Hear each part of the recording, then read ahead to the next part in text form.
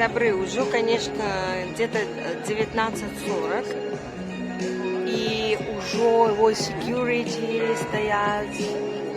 О, войск. О, войск колокол. Я меркую, это because of Biden? Could be, yes. Ага. Это because of Biden, I think. Yeah. Слава это мы. Героям слава!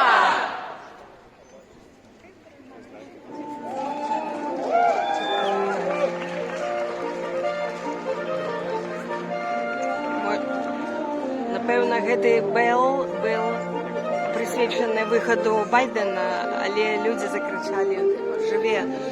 Слава Україні!» І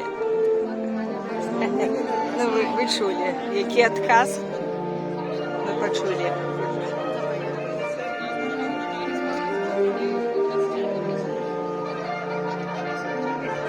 Все чекають. Місце честь. Ділю Америки Сполучених президентас Джо Байденс.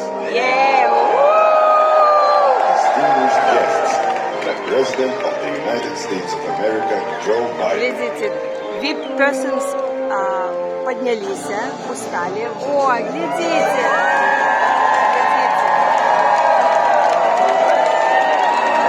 Глядим.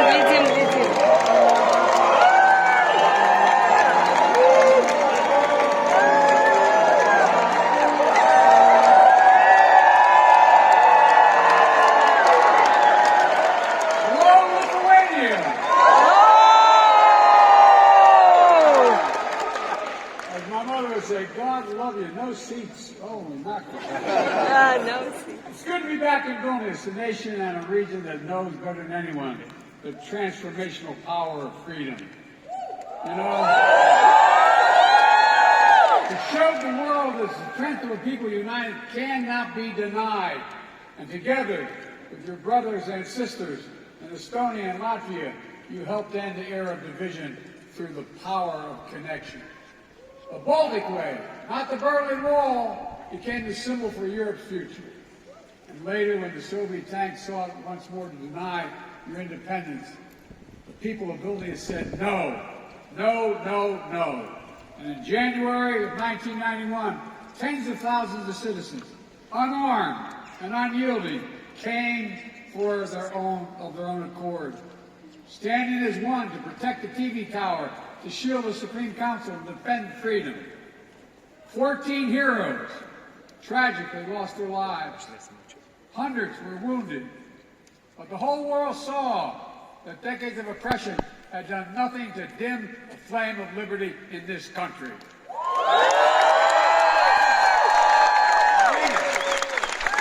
Consequential. The light of Lithuania.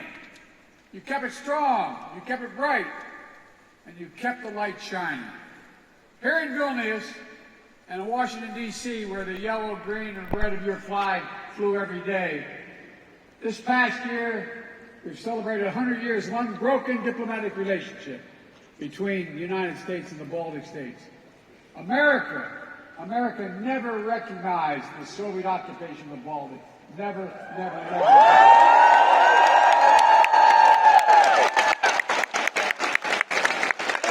Besides, you got a good president.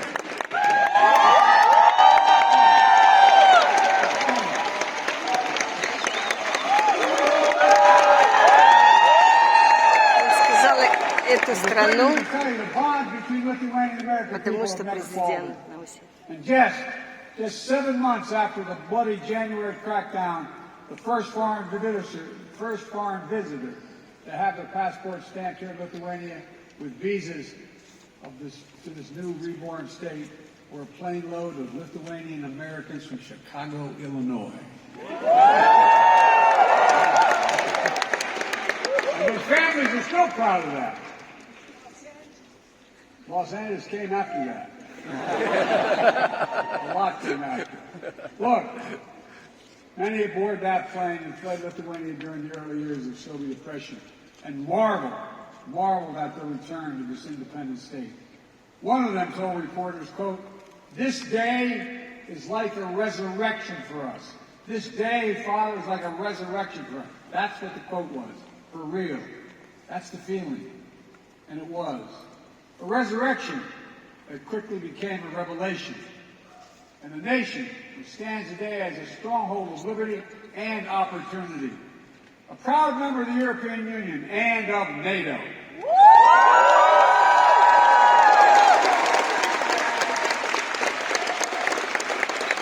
I have the great honor as United States Senator of champion Lithuania and other Baltic states to join NATO in 2004.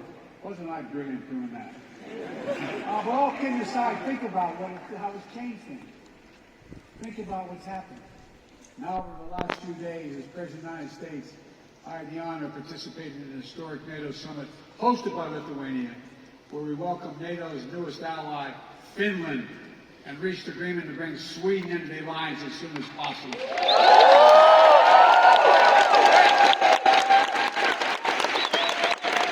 President Erdogan kept his word. We've witnessed the historic journey, and I'm proud to call Lithuania friend, partner, and ally.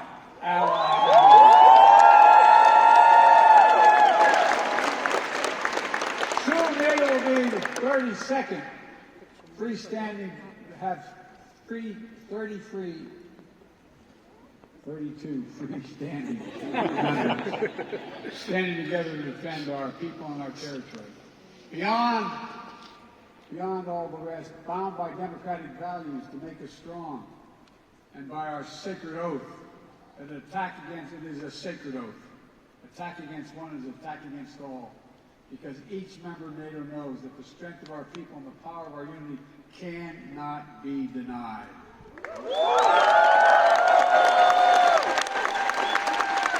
I sound optimistic because I am. Today, our alliance remains a bulwark of global security and stability, as it's been for more than 7 decades. NATO is stronger, more energized, and yes, more united than ever in its history. Indeed, more vital to our shared future. It didn't happen by accident.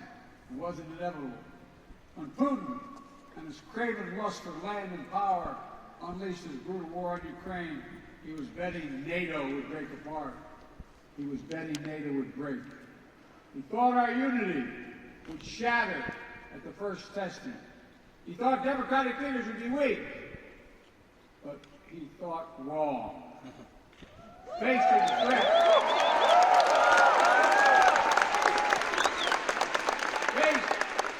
the threat, the peace and stability of the world, to the democratic values we hold dear, to freedom itself, we did what we always do. The United States stepped up, NATO stepped up, our partners in Europe and in the Indo-Pacific stepped up. All across the world they stepped up. And we're ready. We were ready because we stood together. In the months leading up to the war, as Putin amassed his forces on the Ukrainian border and laid the groundwork for his brutal invasion, I was in constant contact with my fellow leaders of the G7 and the European Union and NATO, constantly. We warned the world what Putin was planning. Even some of Ukraine didn't believe me with what we had our intelligence community found. We made sure NATO was prepared to deter any aggression against any member state. We pursued intense diplomacy with Russia, seeking to avert this terrible war. And when Russian bombs began to fall, we did not hesitate to act. We rallied the world to support the brave people of Ukraine as they defend their liberty and their sovereignty with incredible dignity. I mean that from the bottom of my heart. Think about what they're doing. After nearly a year and a half of Russia's forces committing terrible atrocities, including crimes against humanity, the people of Ukraine remain unbroken. Ukraine remains independent. It remains free. And the United States has built a coalition of more than 50 nations to make sure Ukraine defends itself both now and is able to do it in the future as well. Since this war began, I've stood with President Zelensky, as I just spent about an hour with him, both in Washington, in Kyiv, in Hiroshima, and now in Vilnius, to declare to the world what I say again. We will not waver. We will not waver. I mean that. Our commitment to Ukraine will not weaken. We all want this war to end on just terms. Terms that uphold the basic principles of the United Nations Charter that we all signed up to. Sovereignty, territorial integrity. These are two pillars of peaceful relations among nations. One country cannot be allowed to seize its neighbor's territory by force. Russia could end this war tomorrow by withdrawing its forces from Ukraine, wrecking its international borders, and ceasing its attacks on its inhumane attacks on Russia, by Russia on Ukraine, against its children, women and children, its military. Unfortunately, Russia has shown thus far no interest in the diplomatic outcome. Putin still wrongly believes that he can outlast Ukraine. He can't believe it's their land, their country, and their future. And even after all this time, Putin still doubts our staying power. He's still making a bad bet that the conviction and the unity among the United States and our allies and partners will break down. He still doesn't understand that our commitment, our values, our freedom is something he can never, never, ever, ever walk away from. It's who we are. I mean, it's who we are. It's who we are. Throughout this horrific war, the people of Lithuania, together with our Baltic brethren, have been among the most fierce champions of Ukraine's right to a future of its own choosing, one that is free. Because you live so long with freedom denied. Many of you who are older know better than anyone how precious the right to determine your own future is. Precious to people everywhere, everywhere. Not just in Ukraine, Belarus, Moldova, Georgia. And all the places around the world where people continue to fight to make their voices heard. So my message to all of you united is keep it up. Keep it going. Keep reminding the world of hope that Lithuania embodies, and that's what you embody, hope in this country. I'm not joking. I mean this sincerely. You must never forget how much this matters, and never, never give up on a better tomorrow. The defense of freedom is not the work of a day or a year. It's the calling of our lifetime, of all time. We are steeled for the struggle ahead. Our unity will not falter, I promise you.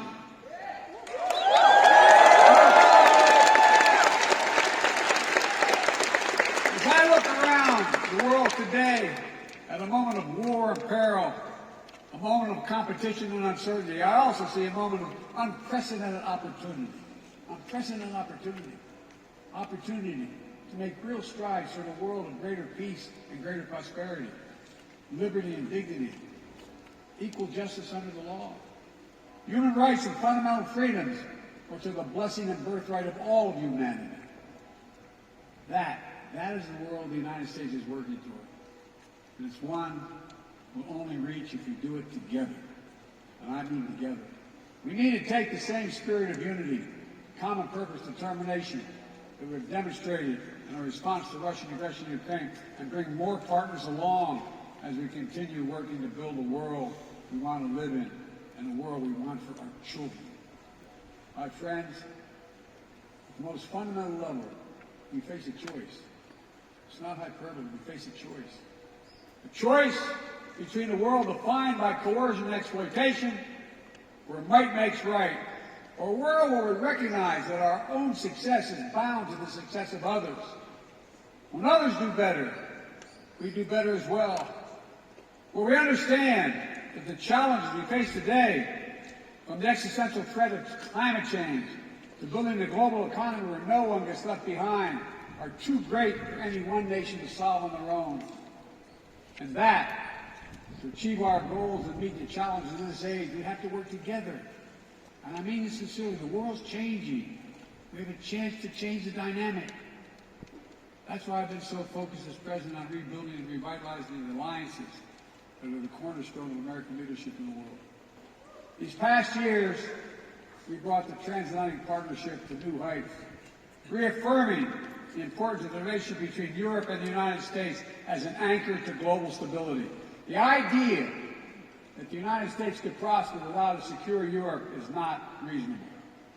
We've also elevated, it really isn't, not a joke.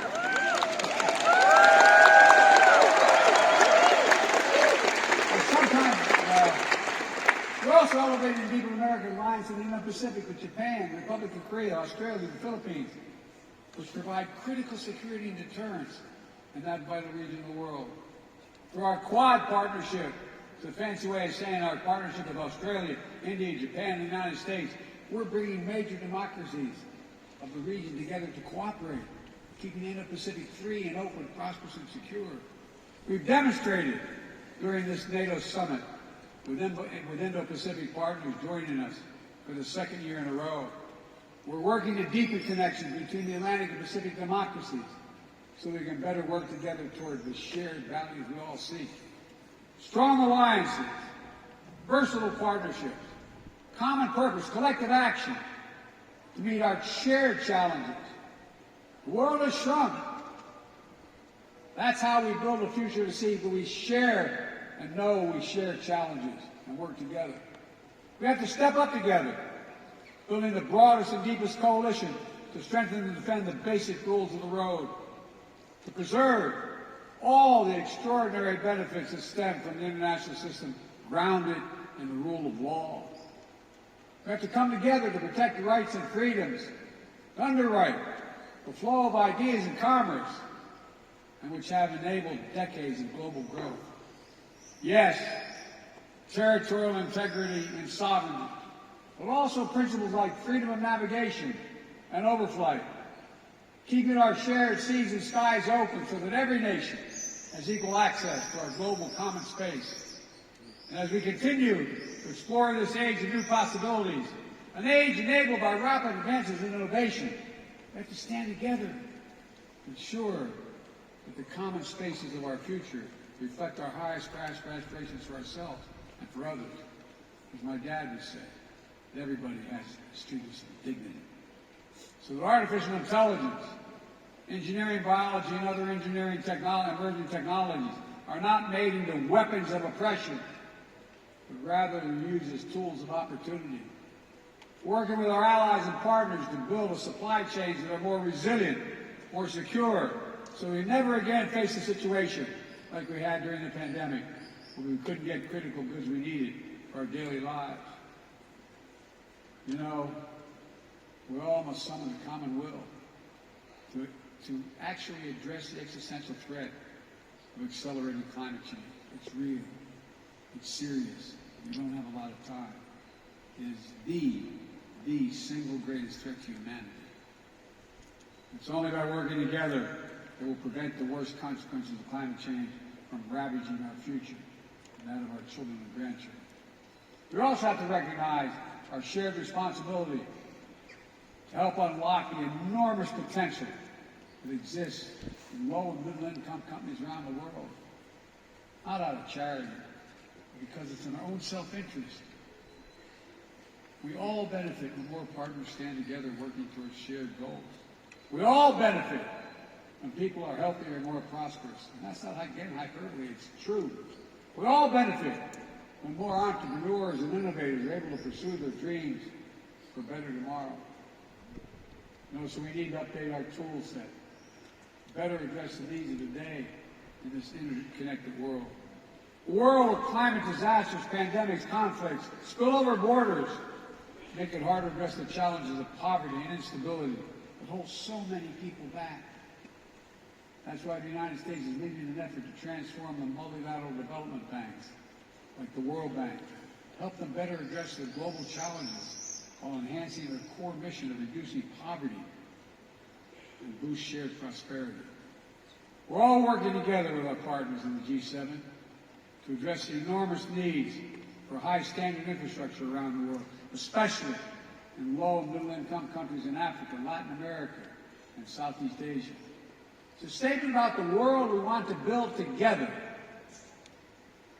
Ladies and gentlemen, we stand at an inflection point in history, where the choices we make now are going to shape the direction of our world for decades to come. The world has changed. Will we turn back naked, unchecked aggression today to deter other world would-be aggressors tomorrow? Will we staunch the climate crisis before it's too late? Will we harness the new technologies to advance freedom, or will we diminish it? Will we advance opportunity in more places or allow instability and inequality to persist? How we answer these essential questions is literally going to determine the kind of future our children and grandchildren have. And again, that's not an exaggeration. It's a fact. It's going to take all of us. All of us.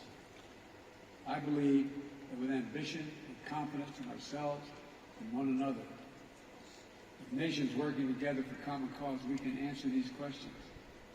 We can ensure the vision we share and the freedoms we cherish are not just empty words in a troubled time, but a roadmap. I mean this literally, a roadmap, a plan of urgent action toward a future we can reach if we work together. Folks, the road that lies before us is hard. It will challenge us, some of the best of ourselves, to hold faith in one another and never give up, never lose hope, never. Every day we have to make the choice. Every day we must summon the strength to stand for what is right, to stand for what is true, to stand for freedom, to stand together. That, my friends, is the lesson we learn from history and the history of Lithuania's story. You know, it's a lesson we see demonstrated each day, and it will determine what the Ukraine looks like. And it's how we're going to work. How we rewrite the future of peace and hope, justice and light, liberty, possibility for everyone, everywhere. Folks, some have heard me say to my country many times, never ever in my entire career been more optimistic about the prospects of the future. Never. Never. Let me just say thank you for taking the time to be here to listen. God bless you all, and may God protect the freedoms of the protectors of freedom in Ukraine, here, in every nation of the world. Everywhere. God protect our future.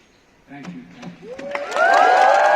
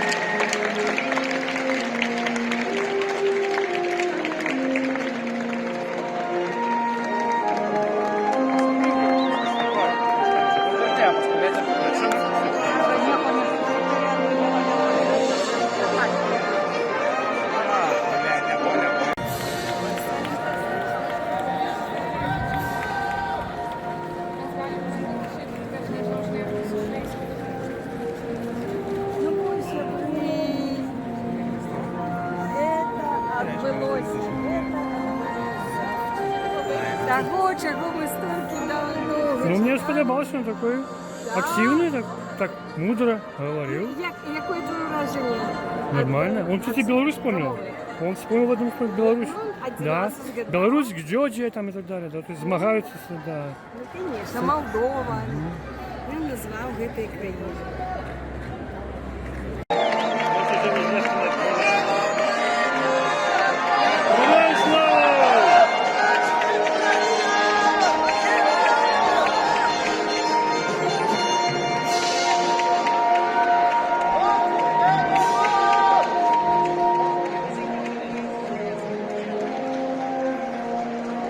Ну, бой, сябры, это отбылося. того, чого ми стільки довго Если чекали. молочный такой, Да. так мудро Ну, говорит. яке твоє враження Он, кстати, від белорус понял. промови?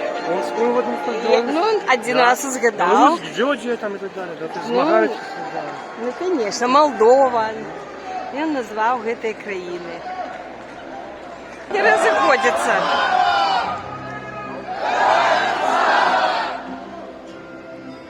Живе Білорусь!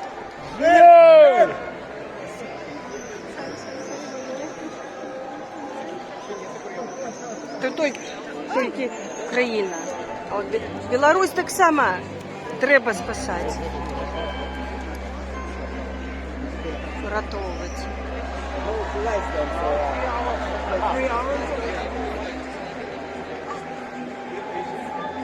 Ну, глядите, народ не вельми розходиться навіть.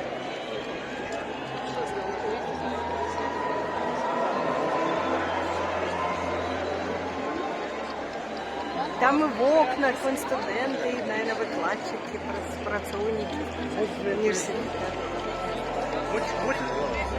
Your impression of this speech? Yes, not about Okay. education it was. Are you impressed? Are you impressed?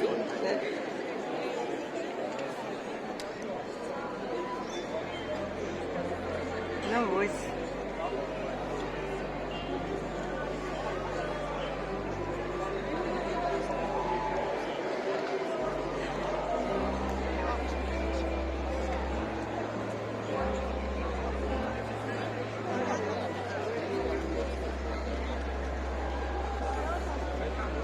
Ну, я могу хоть сісти криху з місця і здимати вже отут. Гэтый угол. Что? Что вы улыбаетесь? Ничего, радуюсь.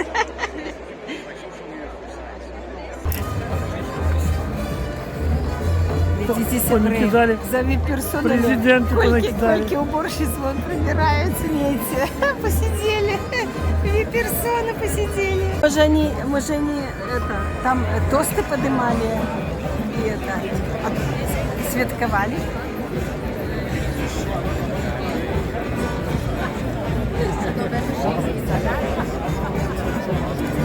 Ну что, Мусик, какие уражения? Ты расскажи.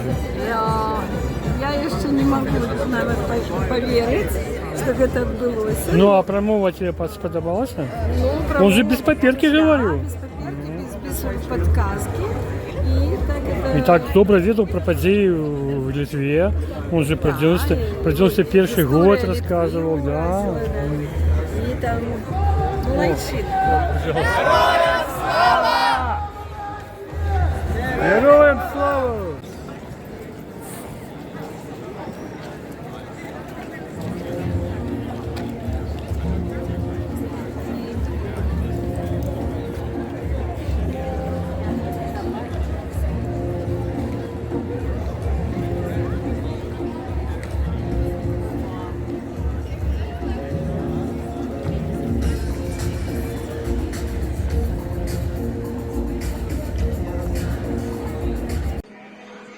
Ну вот, сябры, 12 липня 23 года отбылась такая подея, на якой мы с Олегом разом поудельничали.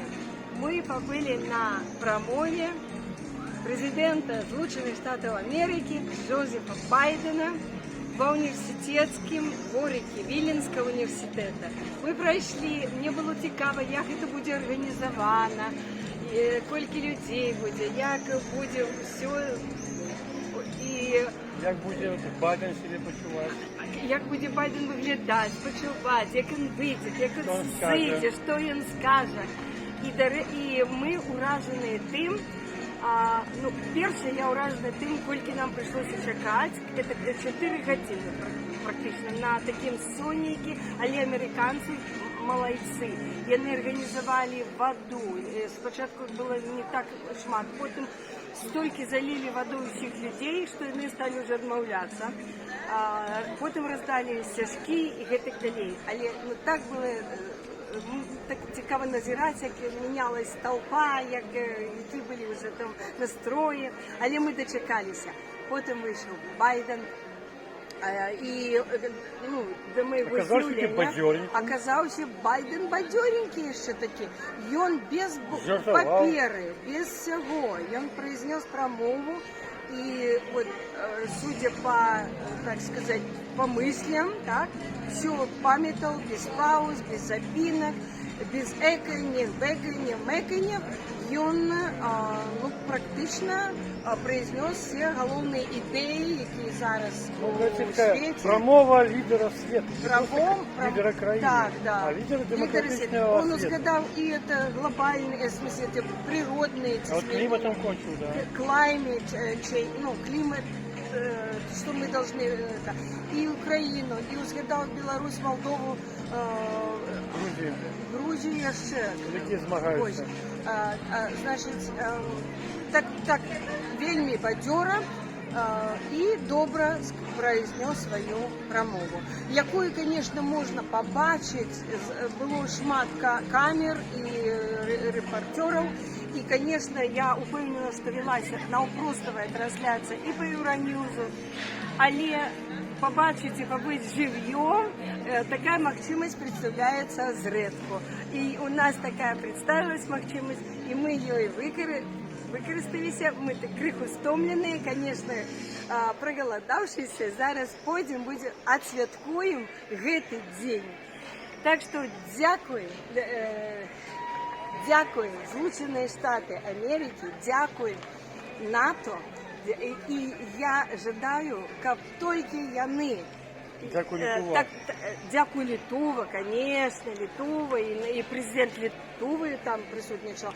І Всякі присутничала Тихановська. Так, і я хочу сказати, що США, Джозеф Байден, НАТО, help Ukraine and save Belarus. Пакуй.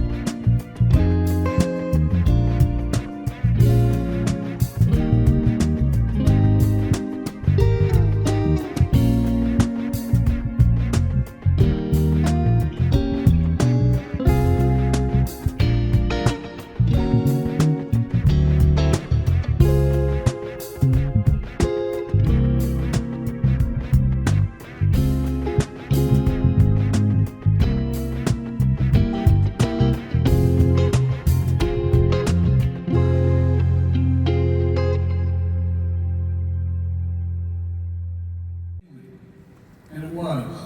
A resurrection that quickly became a revelation.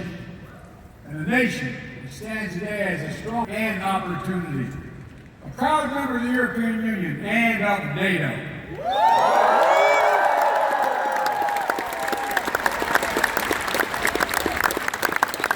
I have the great honor as the United States Senator championing Lithuania and other Baltic states to join NATO in 2000. Wasn't I brilliant doing that? Now, we're all kidding aside, think about how it's changed things. Think about what's happened. Now, over the last few days, as President of the United States, I had the honor of participating in the historic NATO summit. Partner and ally.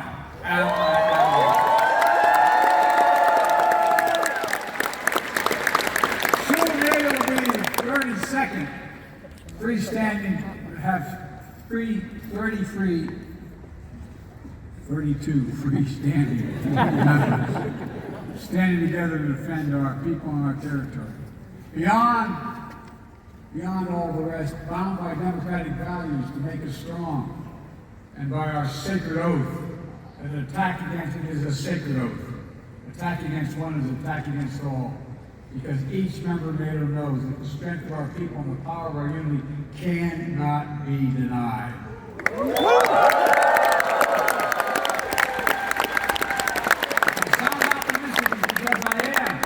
This attacks on these inhumane attacks on Russia, by Russia on Ukraine, against its children, women and children, its military. Unfortunately, Russia has shown thus far no interest in a diplomatic outcome. Putin still wrongly believes that he can outlast Ukraine. He can't believe it's their land, their country, and their future. And even after all this time, Putin still doubts our staying power. He's still making a bad bet. He still doesn't understand that our commitment, our values, our freedom is something he can never, ever walk away from. It's who we are. It's who we are.